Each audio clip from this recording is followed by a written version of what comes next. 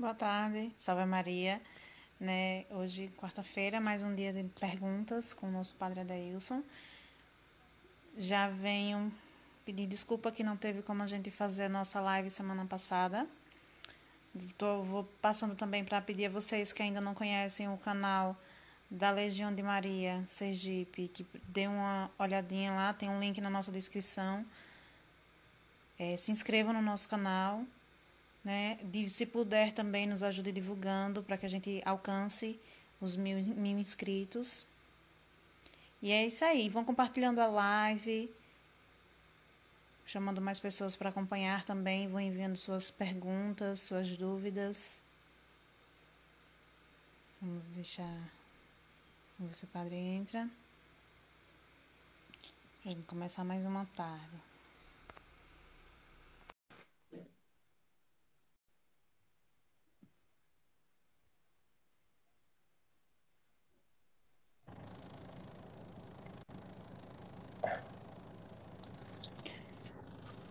Salve Boa Maria. tarde, salve Maria.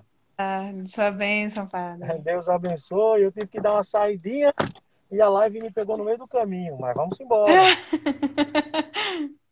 Ok, viu? Aí vamos lá, né? Graças a Deus, pedindo a Nosso Senhor a graça e a força do Espírito Santo. Eu estou trancado no carro, por isso também agora eu vou poder tirar minha máscara, né? Eu estou sozinho, né? E continuar a nossa live aqui, né? Diretamente do Mosqueiro, né? Estão ajeitando umas ruas aqui, aí eu não pude voltar para casa para começar de lá. Mas vamos. O que interessa é que estamos aqui reunidos em nome de Nosso Senhor, né, e pelas mãos de Maria, e vamos fazer também desta tarde um momento de conhecimento, um momento de troca de experiência. Em nome do Pai, e do Filho e do Espírito Santo. Amém. Amém. Ave Maria, cheia de Cheia de graça, graça, o Senhor é o Senhor é convosco. convosco. Bendita sois Bendita sois vós vós entre as entre as mulheres, mulheres. bendito é o Bendito é o fruto fruto do do vosso vosso ventre, ventre, Jesus. Jesus. Santa Santa Maria, Maria, Mãe de Mãe de Deus, Deus, rogai por rogai por nós, nós, pecadores, pecadores, agora agora e na e na hora hora de de nossa nossa morte. morte. Amém. Então, Vamos vamos lá, começar, Samara, né? primeiras perguntas, isso. Sabemos que é muito difícil estar totalmente puro para ir direto para o céu depois da morte. Sobre isso, o que a igreja nos diz sobre os santos? Se eles foram direto para o céu ou se precisaram antes se purificar no purgatório? Veja, pelo fato da igreja declarar alguém santo, quer dizer que já está no céu, né? Então, é santo, está no céu. E como chegar a este nível de santidade? O que foi que os santos fizeram de tão perfeito que a igreja o considera que eles já estão na eternidade, no céu, junto com nosso Senhor e com a Virgem Santíssima? Veja, todos os livros de espiritualidade, né, e inclusive o livro da vida dos santos, nos falam destas realidades. Viver o evangelho todos os dias. Se nós formos capazes de vivenciar a palavra de Deus todo dia, nós seremos também santos. Ou seja, santos são os amigos de Deus, são os bem-aventurados, aqueles que foram capazes de colocar a palavra de Deus em prática. Então, é um exercício diário, né? Não é que os santos em vida, eles fizeram algo de extraordinário. Nós sabemos que alguns santos realmente fizeram algo de extraordinário. Nós podemos pegar um santo bem próximo dos nossos tempos, né? O Padre Pio de Pietrelcina. Padre Pio, né? Tantos milagres ele realizou, né? E, inclusive, ele tinha a graça especial, a graça infunda, de conhecer as pessoas de forma interior. Ou seja, ele lia na alma do outro. Não é? Que isso quem tem é Nosso Senhor. Nosso Senhor nos conhece por inteiro. É como se ele fizesse um raio-x, ou até melhor, uma ultrassonografia computadorizada, ou aquele exame do scan com contraste. Não é para dizer assim, ele vai no mais íntimo do nosso ser. Padre Pio encontrou naquela época era João Paulo II ainda era cardeal lá da Polônia. E Padre Pio, quando o acolheu, fez genuflexão com o joelho esquerdo, que é geralmente um sinal para estar diante de um papa. E ele saudou o então bispo, né, Karol Wojtyła, com o saúdo de um papa. E o Papa João Paulo II tomou aquele susto, claro, né? Mas deixa de brincadeira, Pio, né? Mas ele já sabia, Padre Pio. Quando Karol Wojtyła se aproximou, o cardeal, né? Ele percebeu que ele seria o Papa da Igreja, né? Então, veja que graça extraordinária Nosso Senhor vai concedendo, né? Àqueles que vivem em maior intimidade. Verdade. E aí, outra pergunta também. Diácono pode casar? Veja, existe o diaconato na Igreja Católica Apostólica Romana. Existem duas formas do diaconato. A primeira é o diácono que é ordenado para o presbiterato, ou seja, ele é ordenado, ele tem os ritos iniciais dentro do sacramento da ordem. Primeiro, ele é admitido às ordens sagradas, que são chamadas ordens menores. Depois ele recebe o leitorato, e com este ele pode celebrar, ele pode proclamar a palavra. Depois ele recebe o acolitato, que ele é capaz de poder preparar as oferendas para a Santa Missa. E depois a gente recebe já a ordem maior, que é o diaconato, depois que se torna diácono, o presbiterato, que é se tornar sacerdote, e depois, se a igreja assim o quiser, ele é chamado ao episcopado, ou seja, a ser bispo. Então, aquele que é ordenado para o diaconato, que nós chamamos transitório, ou seja, que deve ficar, no mínimo, diz o Código de Direito Canônico, no mínimo 6 meses dentro deste ministério. Depois, se o bispo achar por bem, marcará a sua ordenação presbiteral, ou seja, ele vai ser padre. A outra forma de diaconato na nossa igreja católica, apostólica romana, e por isso eu falo assim, porque depois eu vou dizer a outra realidade, então, é o diaconato permanente.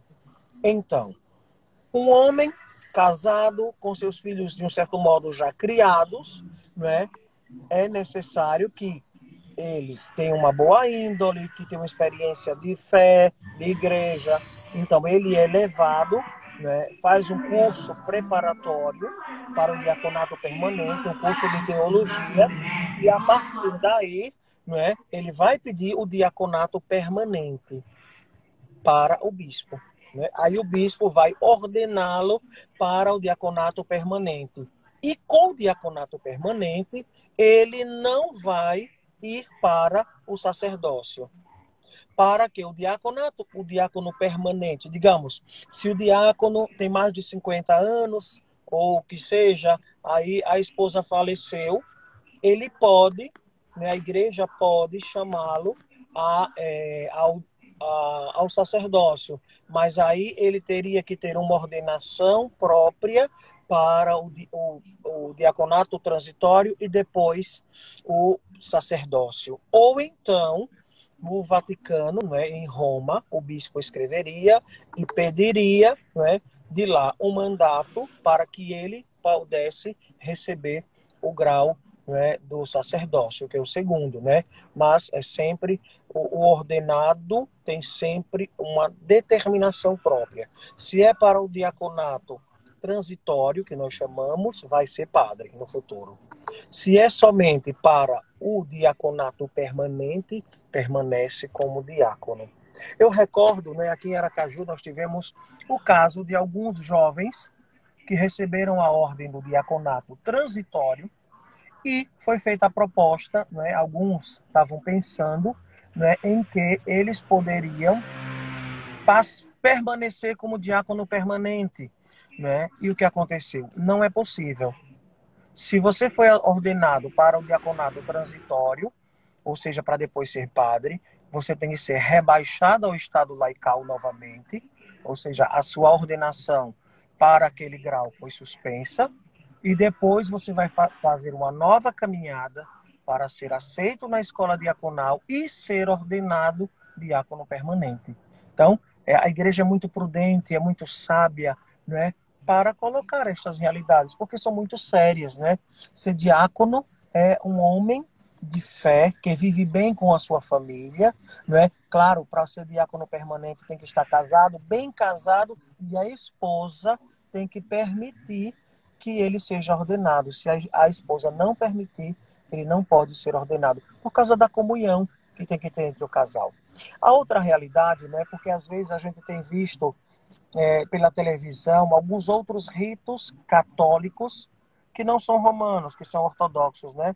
E então, nesta realidade, o que nós percebemos é que o candidato, ele primeiro ele casa e depois pede as ordens sagradas. Somente assim ele pode, né, seguir o caminho. Mas aí estamos na igreja ortodoxa, né? Não é a católica romana, certo? É na ortodoxa, viu? Certo. Chegou uma pergunta aqui de Carlos Daniel.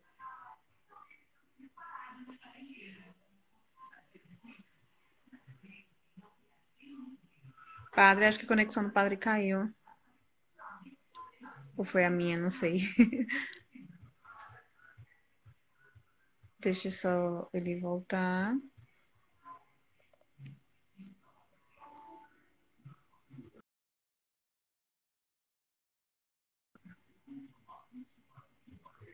Eu acho que tivemos um probleminha aqui, né? Como vocês puderam perceber, o padre ele não está em casa, né? Hoje ele está na rua. E aí eu acredito que... Mas ele já está voltando. Tamara. Oi. Oi. Problema aqui de Voltou. conexão. Vamos lá, isso. Então, chegou uma pergunta aqui de Carlos. Uhum. Padre, o porquê de se celebrar o dia e a véspera do São João, Natal e São Pedro? É um costume da igreja ou é um costume cultural? Veja, as datas, elas não são precisas. Então, a igreja foi estudando e colocando, né, as datas seguindo uma lógica.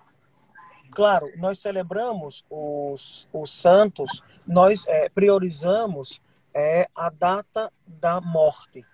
Então, por quê? Porque os santos vão para o céu. Então, celebrar a morte no sentido de celebrar a vida plena, a vida eterna, né? Veja, São João nós celebramos o nascimento e a morte somente dele. Claro, de Nossa Senhora e de Nosso Senhor, né? O Natal, né? A data do Natal é porque nos lembra o dia de mais sol, né? No Oriente, no Ocidente, porque era a festa pagã dos deus Sol. E Cristo, no catolicismo, não é? Na nossa fé cristã, é o sol das nossas vidas. E por isso, não é, foi escolhido esta data. Jesus é o sol. Não é? É chamado de solstício de verão lá da Europa. Então é o dia que tem maior plenitude do sol durante o dia. Então, costumou-se, né, colocar esta data para ser o dia do nascimento de Jesus. E depois a gente vai vendo todas as outras datas que vão combinando e a gente vai vendo os meses, né? São João Batista, né? Você vê a diferença de 6 meses, né, para o nascimento de Jesus, que é o tempo também que Nossa Senhora antes foi ficar com Isabel para cuidar dela. Então, veja o cuidado e o zelo. E claro, tudo isso tem a ação do Espírito Santo, né, que foi orientando e conduzindo a igreja, viu? Tá bom, Carlos, muito bem. Uma pergunta que chegou pelo Instagram. O que é a língua dos anjos?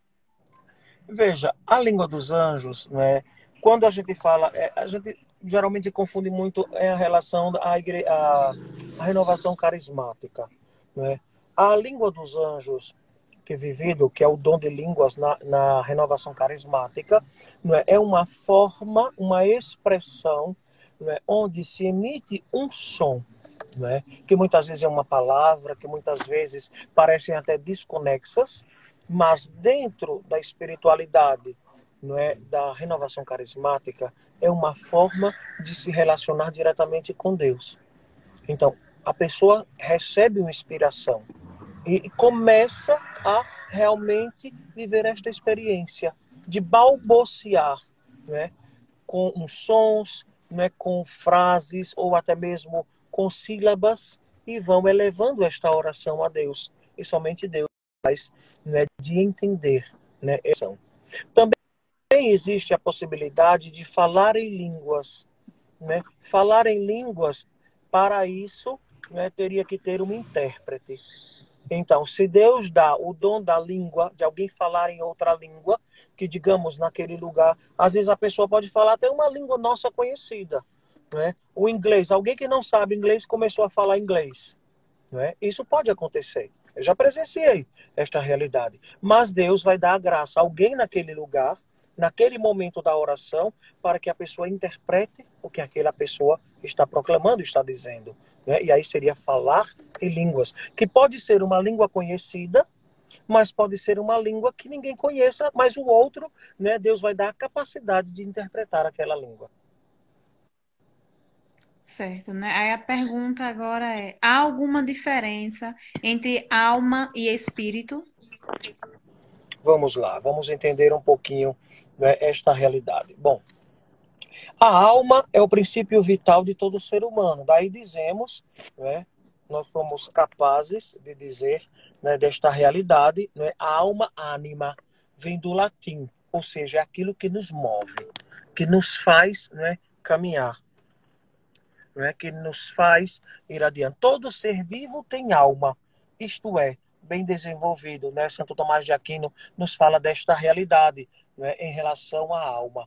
Todo ser vivente, né, tem alma. Todos os animais têm alma. E a diferença agora, nós, além da alma, temos o espírito, né? Então, é este espírito, é mais uma qualidade, né, oposto de matéria. Assim, o corpo é material e a alma do homem é espiritual. A alma é a forma do corpo e este é a matéria, né, informada por aquela. O corpo sem a alma é morto, né?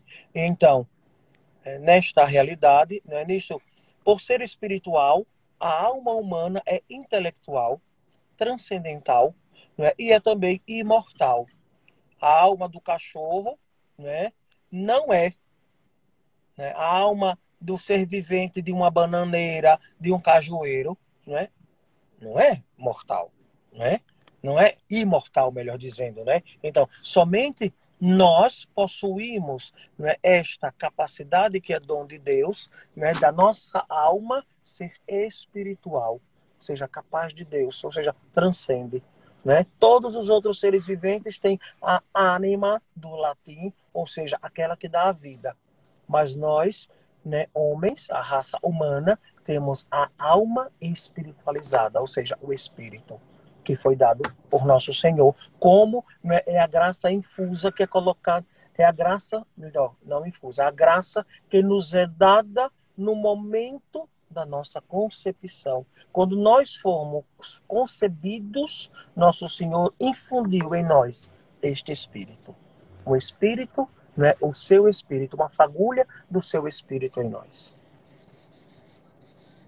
Certo. Por que a carne de porco era impura e as pessoas não podiam comer, né? Tem-se muito isso, né? Da carne do porco ser um animal impuro. Veja, isso é para o povo judaico, né? Lembremos, né? O judaísmo não comia carne de porco por se tratar de um animal impuro. Mas a impureza, né, também, o que é que o animal, o porco, comia naquela época? O porco estava com a cara no chão, comia todo tipo de porcaria, né? Tudo aquilo que não prestava, um cadáver, um animal sufocado, né? Lixo, tanta porcaria. Então, o povo judeu disse, não comeremos, né, deste tipo de carne.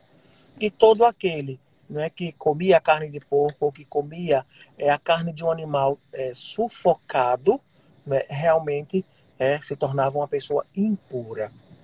Para nós cristãos, né, claro, depois de nosso Senhor Jesus Cristo, né, e ele mesmo, né, citando, né, nos diz que não é aquilo que a gente come que nos torna impuros, mas é aquilo que sai do nosso coração. Claro, hoje em dia, com tanta tecnologia, com tanto modo de cultivar as coisas, de criar os animais, né, tantas realidades, com certeza o porco é até mais bem cuidado do que a gente, não é verdade? Em certas regiões, né, lá na Europa, não é? Na Espanha de modo particular, né, que eles vendem aquele presunto serrano, que é o Ramon Serrano, né, que é o pata negra, que ele é muito caro, né, mas é uma forma, eles cuidam do porco, eles servam o porco direitinho e tem todo esse cuidado, né, toda essa manutenção. Então, a gente vai percebendo, né, que, claro, cada civilização, cada tempo, né, as pessoas vão vivendo esta experiência. Nós, católicos, o que nós fazemos, né, no período da quaresma, nós optamos nas quartas e sextas a não comer carne vermelha, né?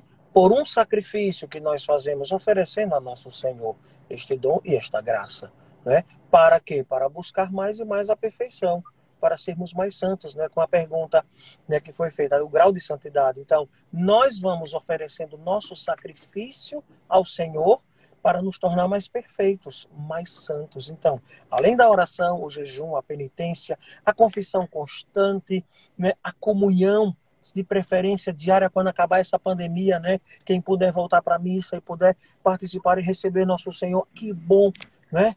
Vamos suprir esta necessidade, né, de receber o corpo e sangue de Jesus. Verdade.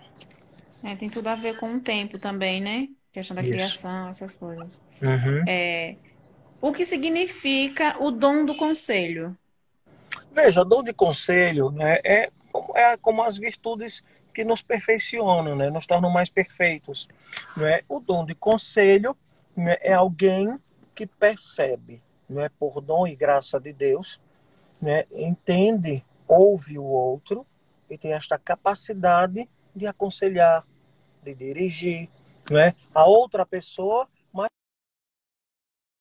dirige nós padres, diretores espirituais, né? O diretor espiritual é um dom de conselho, né? É uma forma de aconselhar o outro, fazer com que o outro perceba se está no caminho certo, né? Qual o meio que pode utilizar para ter uma vida mais santa, ou seja, o conselho não é tomar a rédea da vida do outro, mas fazer o outro descobrir o caminho de vida, o caminho de santidade, um caminho de vocação. Então, é esta a realidade que acontece e deve acontecer na nossa igreja, né? O padre, além do padre ser o diretor espiritual, além de atender as pessoas para um conselho, ele institui pessoas na paróquia para justamente, né, ajudarem neste dom de conselho, né? Ou serem conselheiros, né, no sentido de ajudar a orientação das pessoas, né? Porque, claro, né, as pessoas às vezes em algumas paróquias têm o costume realmente de buscar, mas às vezes não tem, né? As pessoas não procuram o padre, só procuram o padre para a confissão, um sacramento.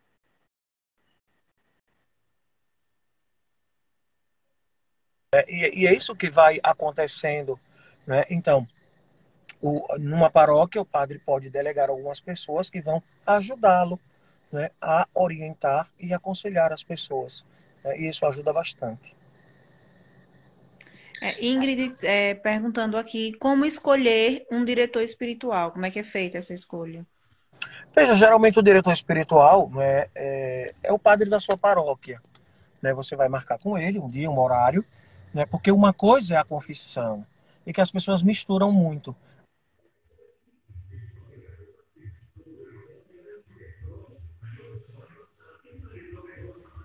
Na confissão, eu vou me acusar dos meus pecados. E na direção espiritual, eu vou conversar com o padre. Você vai contar como está a sua vida, como é a sua vida, como é que os seus momentos de oração, o que Deus tem falado no seu coração pela oração. Então, é esta intimidade sua com Deus que você vai partilhar com o padre na direção espiritual.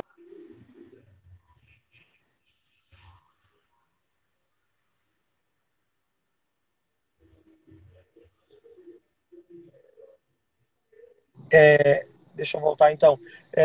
A direção espiritual Então, você vai partilhar da sua vida, você vai partilhar como é que está sendo a sua vida de oração.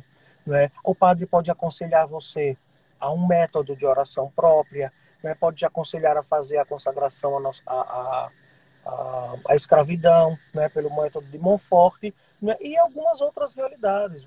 Pode te indicar um livro da vida dos santos.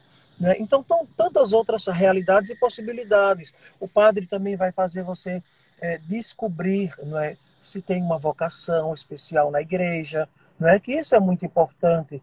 Porque como é que o jovem vai descobrir hoje, né, nos tempos atuais, se tem uma vocação ao sacerdócio ou a vida religiosa ou consagrada?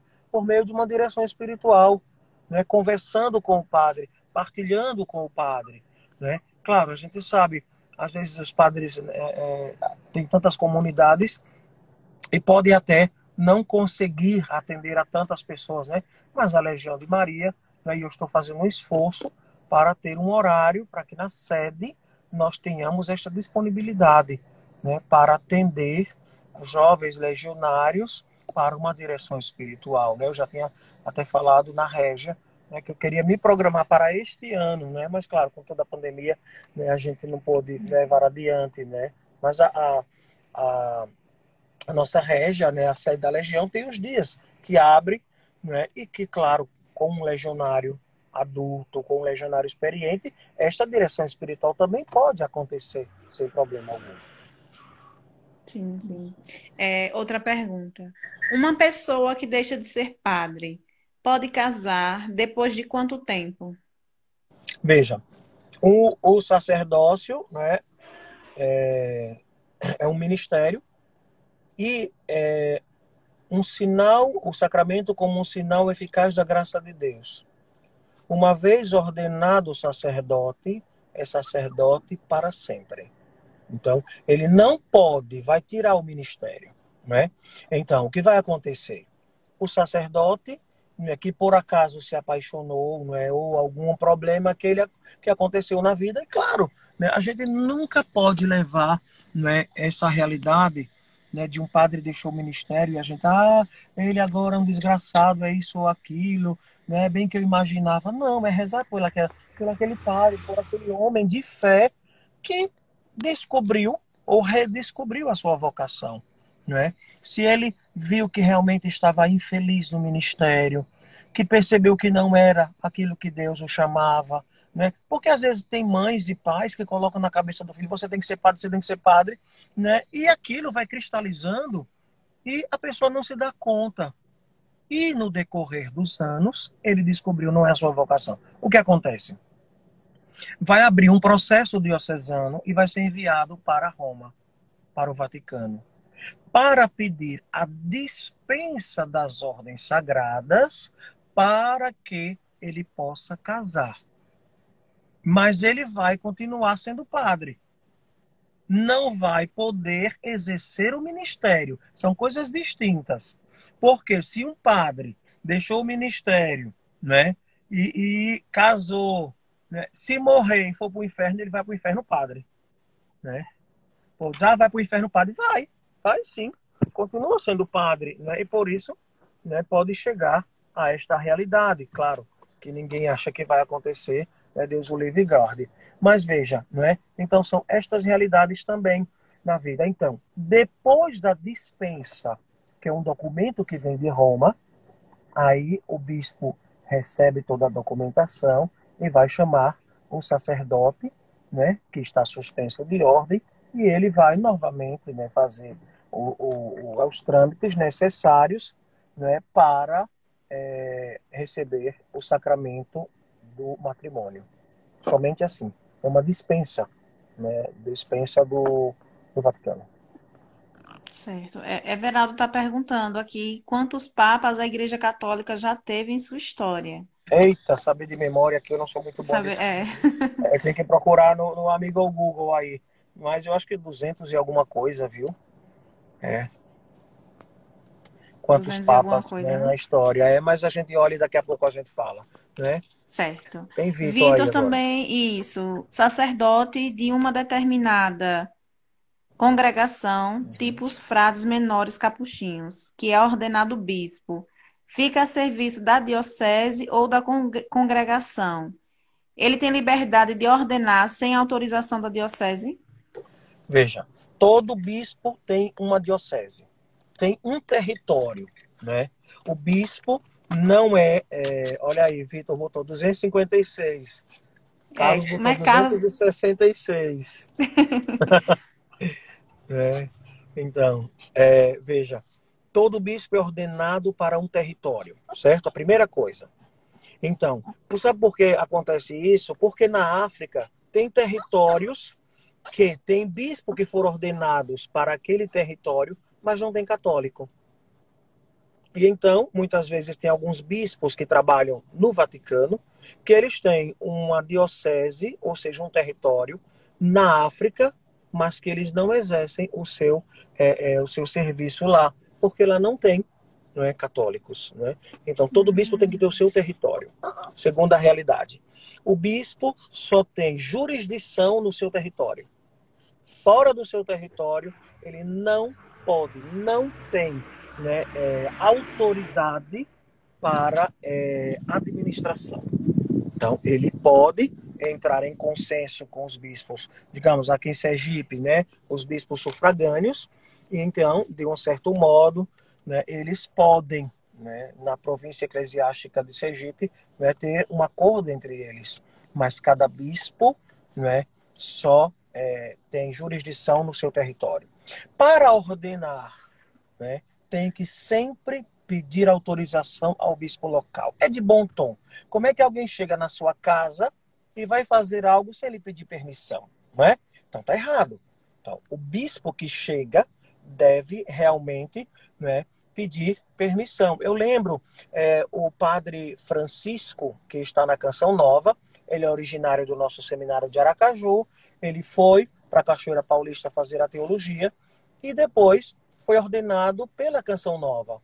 Quando Dom Alberto Taveira, né, que é o bispo da Canção Nova, digamos, entre aspas, é aquele que acompanha toda a Canção Nova, veio para Aracaju para ordenar Francisco, né, o padre Francisco hoje, né, ele veio e pediu a Dom Lessa para ordenar. Então, é de bom tom, né, que o bispo, o que vai ordenar, claro, o bispo que acompanha uma congregação, o bispo que acompanha os religiosos e tudo mais, pedir, né, é de bom tom comunicar e pedir, né, e claro, fazer uma visita de cortesia, né, de bom tom, né, ninguém vai entrar na casa do outro para fazer alguma coisa sem pedir autorização, né. é verdade, né? É só lembrar disso, né? Já tá entrando no espaço de outra pessoa, né? Isso, com certeza, né. E isso serve para todos os movimentos e pastorais da igreja, né? Que ninguém é dono, né? Nosso Senhor é o dono, mas deixou alguém tomando conta. Então, né? Se você vai ocupar aquele espaço, se você comunicar, pedir, falar, né? Isso é tão importante. O diálogo é a coisa mais bela que Nosso Senhor, né, nos ensinou a fazer.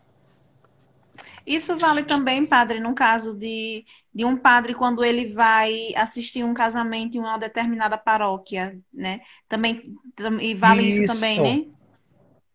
É interessante, né, o padre entrar em contato, saber se existe algo. Digamos, se vai para uma outra diocese, perguntar como é a norma da diocese. Para dizer, ah, não, na minha diocese faz isso, isso e isso. E na dos outros? Né? Senão eu vou até inventar uma moda na diocese dos outros. Né? Digamos, em Aracaju, em relação ao casamento, está proibido o casamento fora dos templos católicos.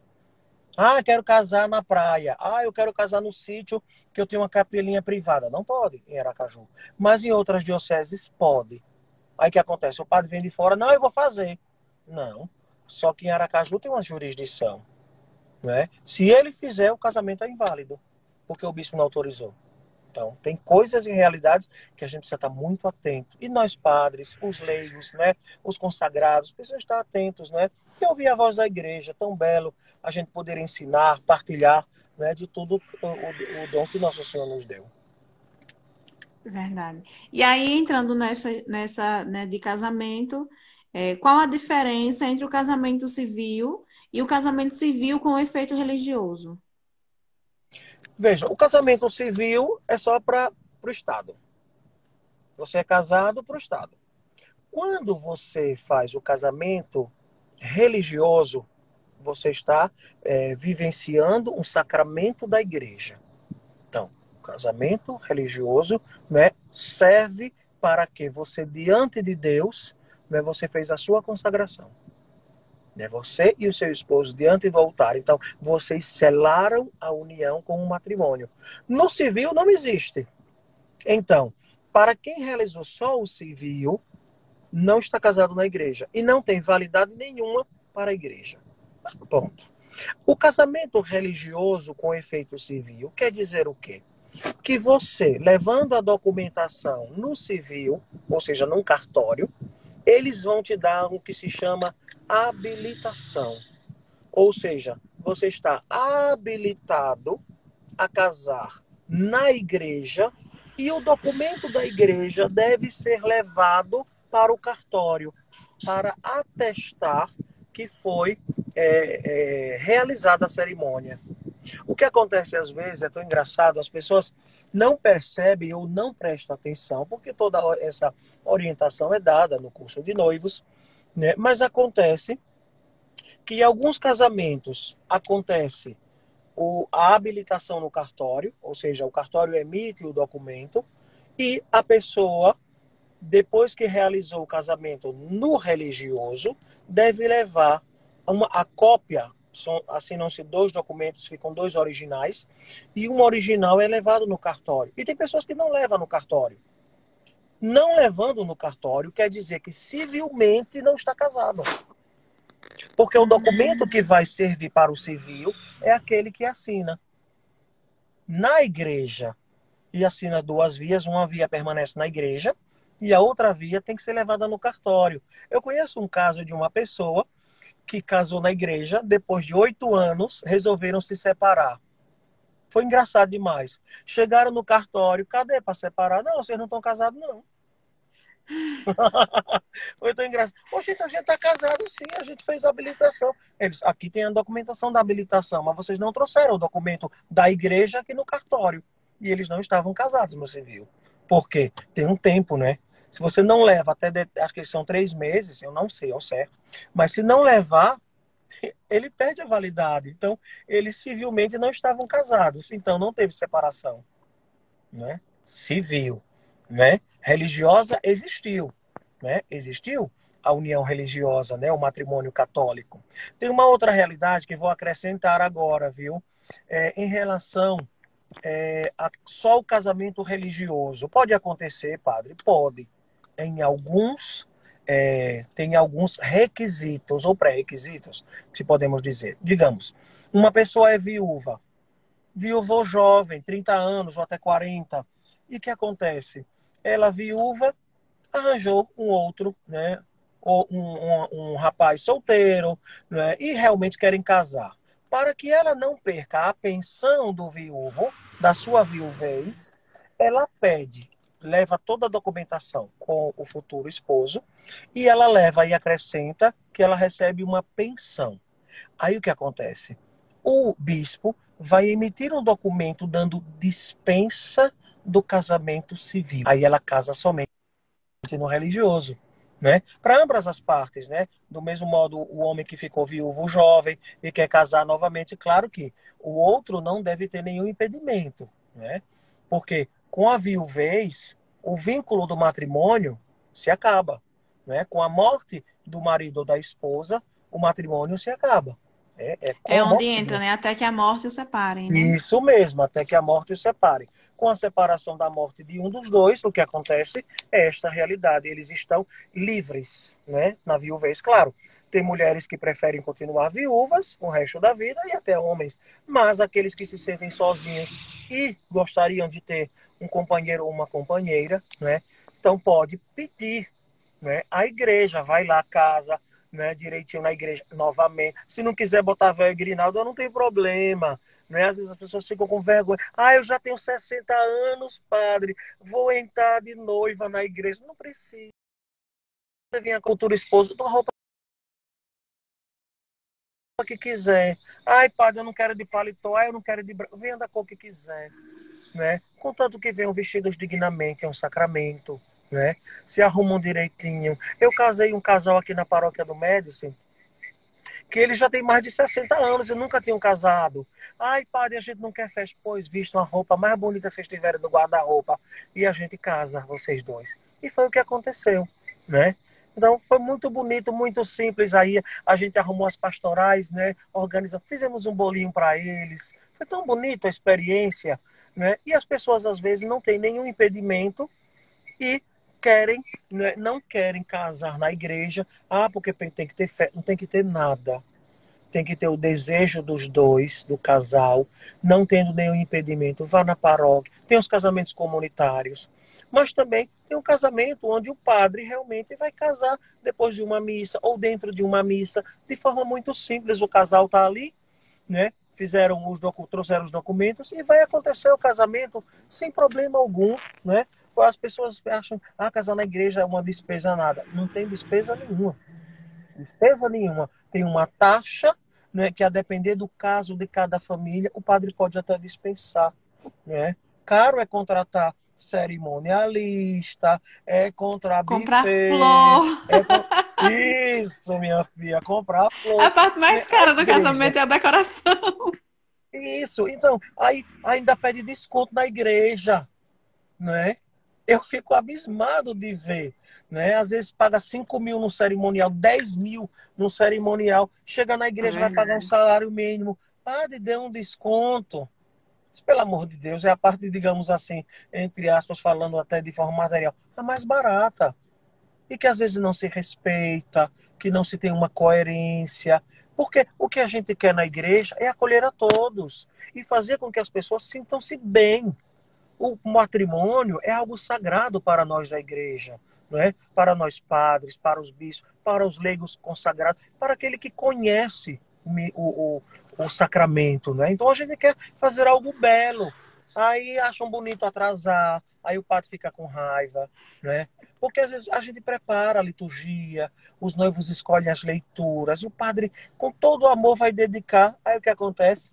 Um atraso medonho, né? Depois aquela renca de padrinho e madrinha, minha Nossa Senhora, às vezes querem entrar com um cachorro levando a aliança, com um gato, e a gente, isso é doidice, isso é As crianças que doidice. empacam na entrada e não quer Então, ir, por aí vai. né? Então, tanta coisa, né? É. E o importante de tudo isso é o casal estar diante de Jesus e ter duas testemunhas, basta, né? Aí fazem tanta coisa, meu Deus, que, né, o casamento vira, né, um evento social, né? E deve ser um evento social, mas com um cunho religioso de fé e de amor a Não, Cristo. não esquecer o principal, né? Que é a Isso parte do mesmo. sacramento em si. Isso, É. Jesus na vida deles. Diga aí. Chegou uma pergunta aqui, padre. No céu conheceremos nossos familiares? Com certeza, né? No céu, não é? E depois que acontecer a ressurreição dos mortos, não é? Ou seja, quando Jesus, não é, vier na sua glória, no final dos tempos, né, nós seremos a grande família de Deus. Mas, claro, vamos nos reconhecer. Por quê? Porque nós teremos o nosso corpo glorificado. Então, é este nosso corpo, mas revestido da glória de Deus, né? Só que lá, claro, não teremos vínculos, né? Quem foi casado aqui, né, não vai dizer que vai continuar casado no céu. Não, porque primeiro que nós não teremos nenhuma necessidade, né? Não teremos nenhuma necessidade. Então, seremos todos como os anjos no céu, contemplando a face de Deus. É, padre, a nossa última pergunta de hoje. Certo? Por que algumas pessoas sofrem tanto? A pergunta ela está meio em aberto, mas eu acredito que tem a ver mais com a questão da parte do lado espiritual. Certo. Eu entendi assim. Uhum. Veja, o sofrimento faz parte da humanidade, desde o pecado original, né? Com o pecado original entra o mal, a desordem e, como consequência de tudo isso, a morte, né? Mal, a desordem e a morte. E tudo isso vai chamando as outras coisas ruins. Às vezes, né, a gente sabe, né, que determinadas pessoas parece que atraem o mal, né? E talvez seja até o cunho dessa pergunta, não é? Por que as pessoas, né, sofrem tanto?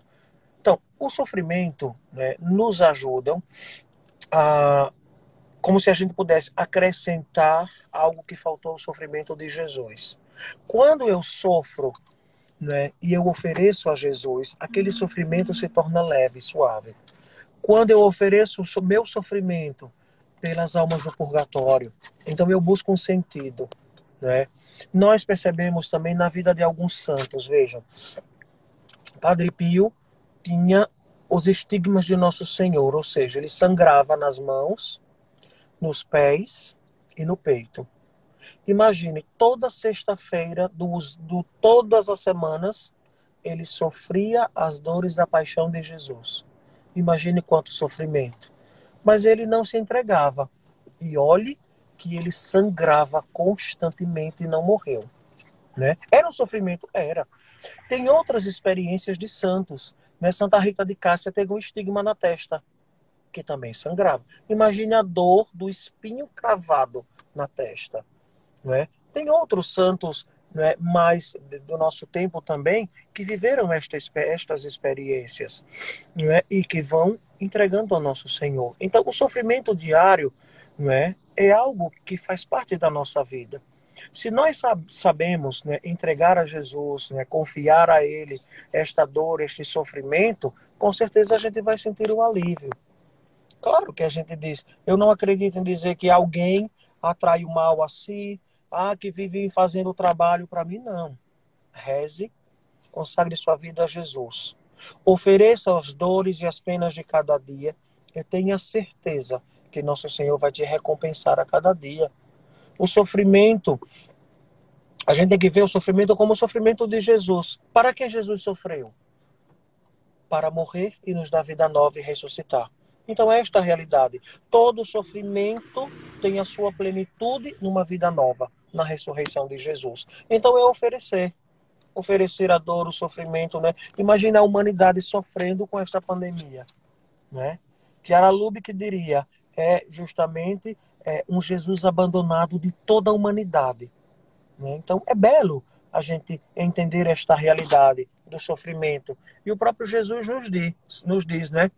Tomar sobre si o seu jugo, né? Suave, ligeiro, né? Para que em Cristo a gente possa viver esta plenitude, né? Viver, né, este dom e esta graça, que é sofrer por Cristo, é oferecer pelos irmãos, pela conversão dos pecadores. Né? E isso faz um bem enorme a quem oferece.